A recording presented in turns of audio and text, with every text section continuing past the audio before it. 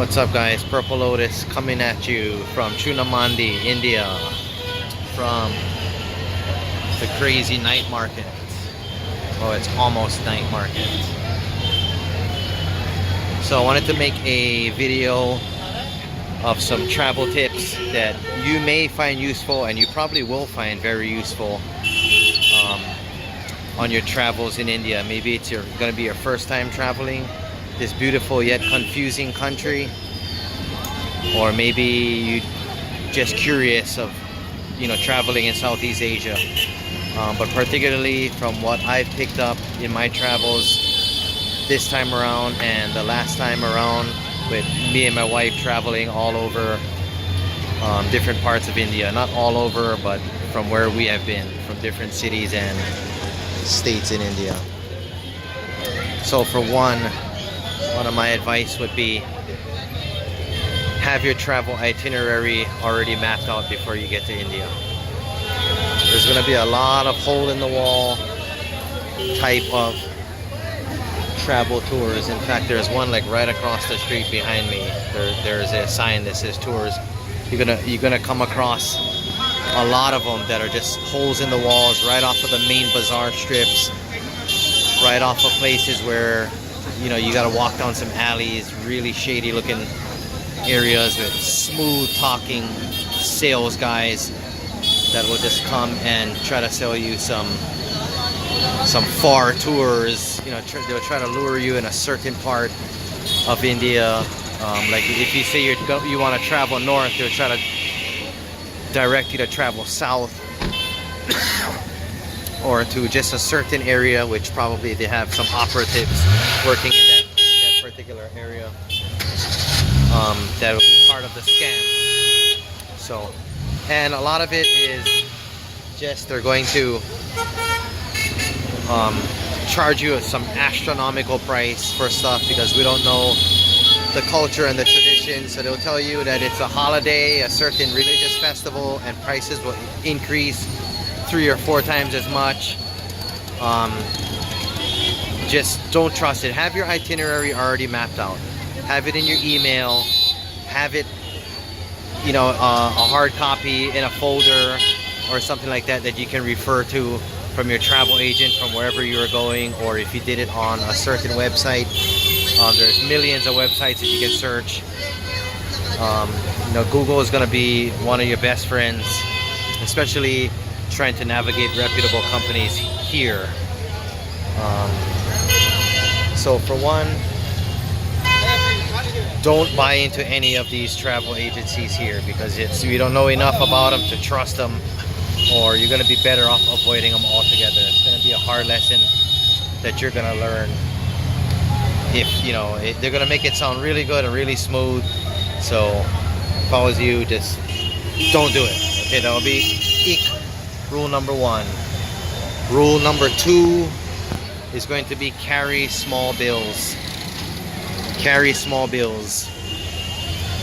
When you are going to the ATM, I take out 10,000 max rupees, which would be about $160 American, which is the maximum. I just like to withdraw the maximum because they usually charge you like a couple dollars in fee from your bank, plus a couple, like maybe 200 rupees fee from the ATM. So they usually dispense 5 2,000 notes. Sometimes they'll give you 4 2,000 notes of 500 and like some hundreds. And so carry small bills. A lot of the roadside stalls that sell water and Gatorade and small things like that don't have change for even the 2,000s. Uber drivers, things like that, don't have change for 2,000s. So go to like a shop, especially if you're going to a mall or maybe a restaurant or something like that, and change out your 2,000 note. Carry hundreds, carry 10s, things like that. 20s, small bills, especially if you're going to be catching cycle rickshaws or auto rickshaws or even Ubers. Ubers, usually the highest change that they have would be like a 500 rupee note. So change your big bills into a small bill. Into small bills. You're gonna run into trouble, believe me or not. If you're carrying the 2,000. I got stuck with an Uber driver with the 2000 note, and I was forced to, you know, go search and make change, which is a really real hassle, depending, you know, where you're gonna get off. Especially if you're gonna get off at like a tourist site or like on a tour trying to make change, things are really inflated. You're gonna pay more, or they're gonna make you buy a certain amount just to make change. So carry small bills. Number 3 is definitely going to be watch out for the scams. India is a place with a lot of scams, a lot of different types of scams. I don't even know all the scams. A lot of the common scams are going to be beggars, children beggars,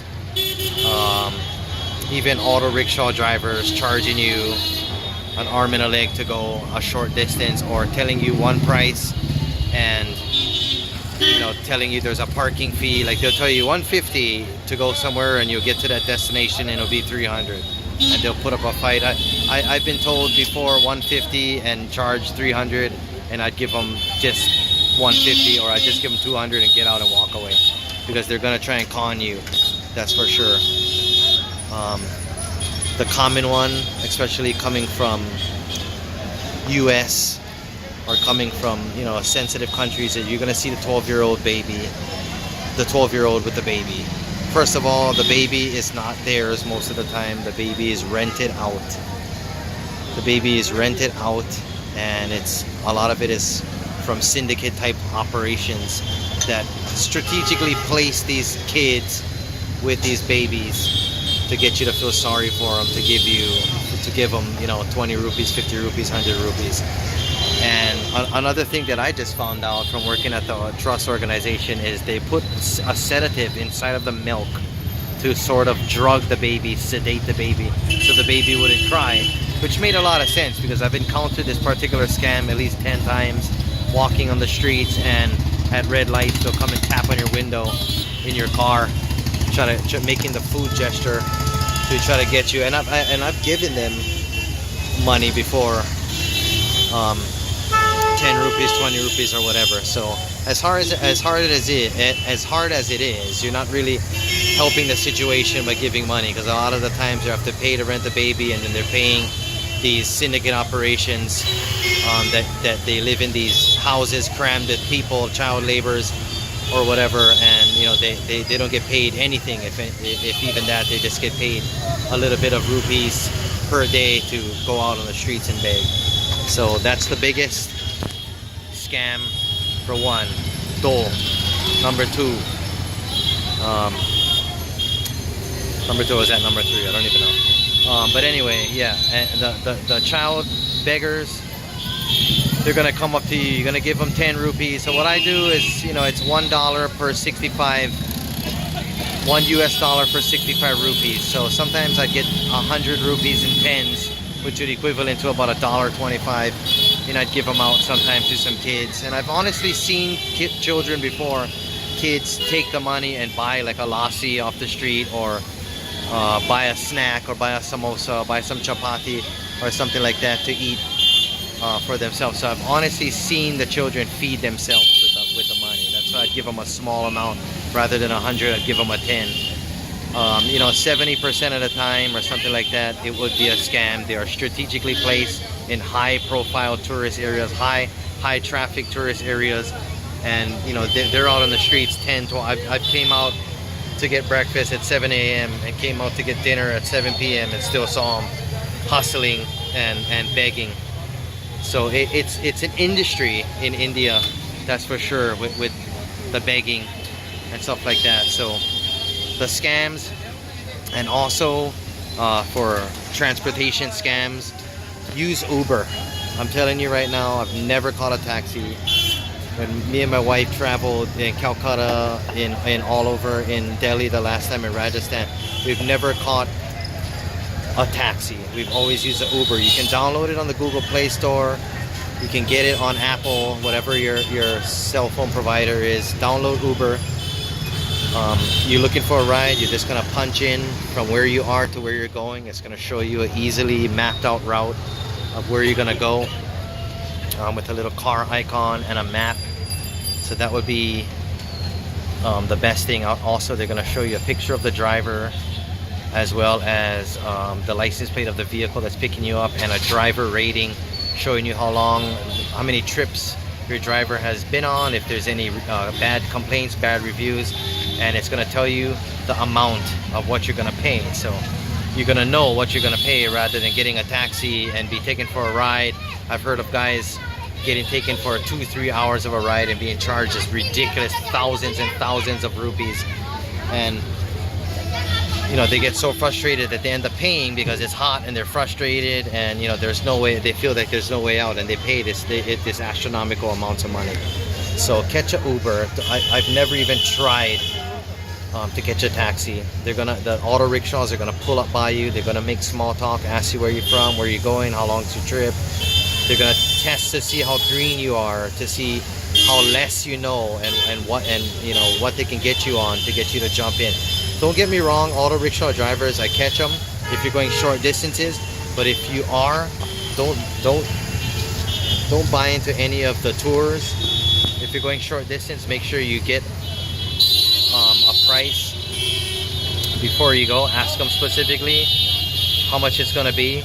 Get that, you know, kind of verbal before you end up going anywhere, and use them just for short distances. Don't buy into these little tours that the rickshaw drivers are going to try and take you on. You know, wherever you are, they're going to try to get you to go to these little monuments, these tourist spots. You know, I'll take you here, 200, you know, things like that. A lot of times if you're staying at a hotel, hotels have what they call hotel cars, which is what you can pay like 800 or 1,000 rupees, which in America that's probably about maybe 13 bucks, and they'll buy you maybe 4 or 5 hours, and you can go wherever you want in that 4 or 5 hours in a certain mile radius. I remember one time we when we were in Delhi the last time, we caught it to the mall, and we went shopping for like 2 hours, and we came out and the driver was just waiting patiently in the parking lot, and we went back and we paid the hotel like 800 rupees, which is about 12 bucks, and that bought us 4 or 5 hours. They'll take you wherever you want to go. So that's an option that you can ask your hotel to do if they have a hired car. That way you get a fixed price. You get a fixed price of what you're going to pay, and you're not just in a running meter type of vehicle. So that would be a good option. And make sure it's reasonable. Use your conversion rate of whatever you're paying your currency. If it's close to what you're paying at home, you're paying too much, because India is a relatively very, very cheap country. So nothing should be close to what you're paying at home, in my opinion. So that one also is very important. Another thing that's very important is food. To me, don't eat the street food. If I was you, stay away from the street food. A lot of it is not very sanitary. It smells good. It looks good a lot of the times. The water that they're using to wash the dishes is not sanitary. The rags that they're using is not sanitary. A lot of the times there's flies and things like that. So unless you want to spend a couple of days in your hotel room, you know, with stomach cramps and diarrhea, go ahead and eat the street food. I've ate some roadside food once in Calcutta when we were traveling. That was the closest we came to street food. Had some aloo paratha, didn't get sick. I had some street food in Rajasthan once, took one bite, my stomach started rumbling and I threw it away. So I didn't get sick, but I felt like I was gonna get sick. So don't eat the street food. If I were you, you see a lot of videos on YouTube, these guys eating all the street food. It looks great. It looks it's just my personal opinion. You can go ahead and eat the street food if you want. It's just my personal opinion. It's better safe than sorry. And also, if you have a package at your hotel room with your travel agent, if you're going to a travel agent, just pay for your buffet breakfast with your itinerary. That way you get a good safe meal in your hotel. You get a lot of fruits. You get eggs, you know, you get a buffet. Usually it's going to be minimal price. That way you get a nice good meal before you end up getting out into the city, because you never know if you're on these tours. A lot of the times they're going to take you to these high expensive places, or you're going to just be exposed to street food all day long until you get back to your hotel. So it's usually maybe 30-40 bucks extra when you're booking your your rates at your hotel. So it's not going to be, you know, a whole lot. That would be, you know, my suggestion. That way, you know, you get a nice, good, fulfilling meal before you get out and do your tours. And another thing, carry lots of bottled water. You find the Bisleri, the Kinsley, the Aquafina water at these street stalls. India has plenty of bottled water. There's you know, things going around where, you know, you find glued on bottle caps, which is true, because when we were in Rajasthan, my wife and I, we came across the same thing. Actually, she found it. It was a complimentary water bottle in the hotel room that she unscrewed, and we could see the super glue dried under the cap. That was just one isolated incident. But usually you can get a big bottle of water for like 20 rupees. They're usually Coca-Cola products that are shipped from the US. So just make sure that when you open them, when you click the cap off, you hear that click, and you know, everything is fresh. Also, you need the bottled water to even brush your teeth. Don't use the water that comes out of the sink to even swish around in your mouth.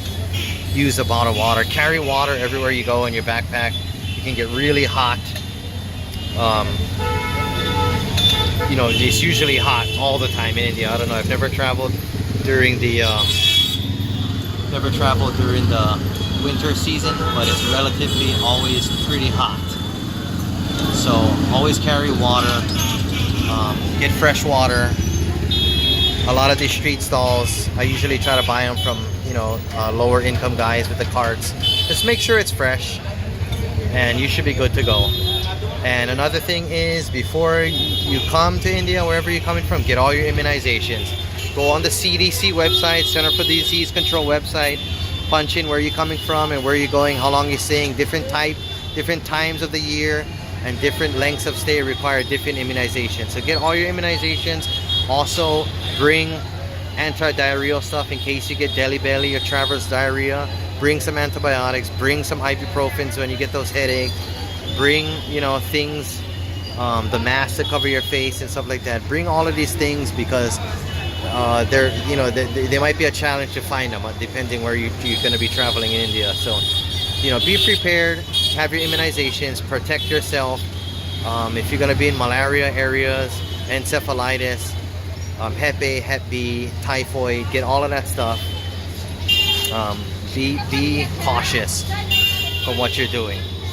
When you eat out in restaurants, use your discretion. If the place is empty and there's flies going around, you know, it's not a good sign. I like to go to shopping centers, or like we go to malls. Even you can get American places like Subway, Burger King, Domino's, McDonald's, which I don't like to usually eat at because I can eat there in Hawaii or in America. You can eat them, so I like to usually eat Indian food or things like that you can't get in America, but you know that they're relatively safe. Like there's a Subway here behind me. I don't know, you can't see the sign. Yeah, well, there's a Subway behind me. And a lot of those products are flowing in from the US, so they're relatively, you know, pre-packaged, frozen, and safe. And usually in the malls, you get high quality food that are relatively safe. I'm not saying it's 100% safe. You can still get sick, but it's just safer than eating at, you know, somewhere along the strip, at these bazaars, at these places like this. So just, you know, use your discretion, be cautious of what you're doing, and you know, you want to enjoy your stay. You're probably paying a lot of money if you're coming with your family, or if you're traveling for business or for work or whatever it is. So just got to be cautious. So that's a lot of so that was ek, do, tin, cha, panch. I think that was five travel tips that I gave. I'm trying to think of more. Also, don't try to pet the dogs. You know, the dogs don't look like they're in really good shape here. They're known to carry rabies, and you know, some of them will come up to you because they're hungry. Just don't pet the dogs. You'll even see monkeys and stuff like that. Don't touch the cows. That's for one too. Cows are very sacred in India. I noticed they'll be walking on the road. Nobody even touches them to make them move out of the way. They'll just go around, beep the horn, things like that. I saw somebody like splash like a little squirt of water from a water bottle on them. But I guess don't touch the cows. Big taboo here. And try to eat as much vegetarian as possible, in my opinion. It's safe unless you find a good spot. If you come into Delhi, Sri Ratnam in South Delhi, located next to the Surya Hotel, was very good. It's a little shopping center. It's called Sri Ratnam. They serve Indian and Singapore type food.